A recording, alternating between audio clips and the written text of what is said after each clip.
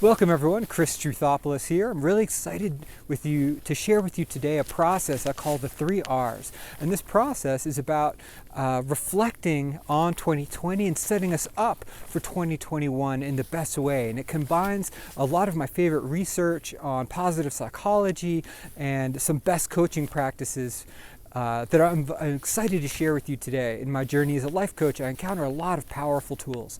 So here's the 3 R's. The first one is we look back on 2020 is reflect. So what went well in 2020 and all that darkness, and I know like so many of us, if you're like me, are just ready for 2020 to be over. There was good in there as well. So take a moment. What were the things we're celebrating? Where was the, in every dark night there's always a dawn. In every storm cloud there's a rainbow, right? So for me might be like my family, we had to move from Europe back to the United States, and that was incredibly difficult to do during COVID.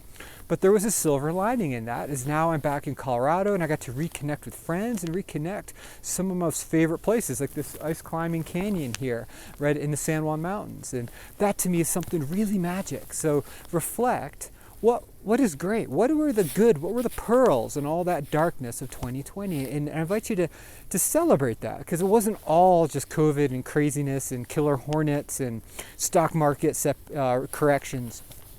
Step 2 is the second R is, what do you want to release?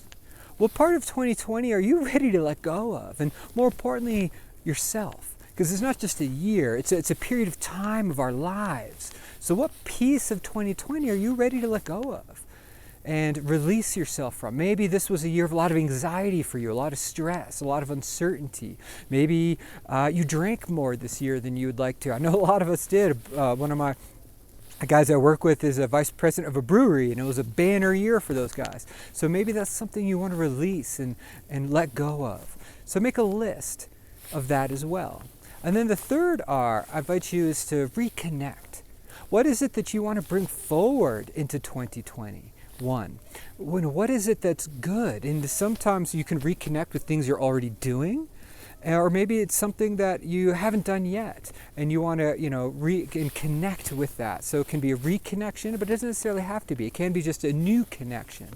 And I invite you to draw that line in the sand. What is it that I really want? What was the best of me that maybe from years ago, and maybe there was a vitality or an energy for life or an optimism that you had in years past and that you've let slide a little bit.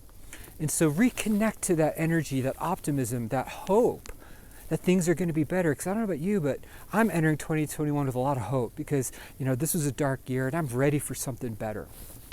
So 3 R's: reflect, release, and reconnect.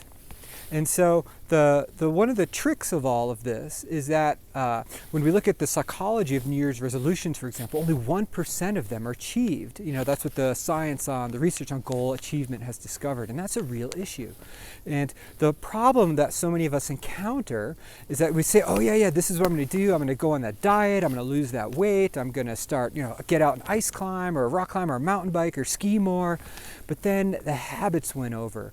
And, researchers have discovered that 60% of our choices are habitual. They're merely a repeat of what we did yesterday. And even worse, 95% of our thoughts are habitual. And so there's this incredible inertia that keeps us moving in these old habits and old directions.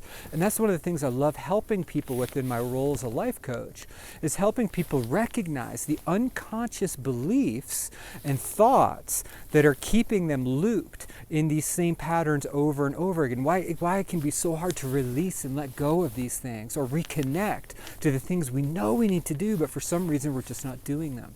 So if you know that's a pattern of yours, and you've seen yourself try to fail to break out of these habitual thoughts, habitual patterns that are holding you back, reach out to me and let's talk, and maybe have that breakthrough call where we can get to the root of what keeps holding you caught in these loops over and over again. So 2021 does not have to be a predictor of the future. Don't let your past predict your future. That is a choice, and it doesn't need to be that way. So thank you very much. Chris Truthopoulos, really excited to talk with you. Cheers.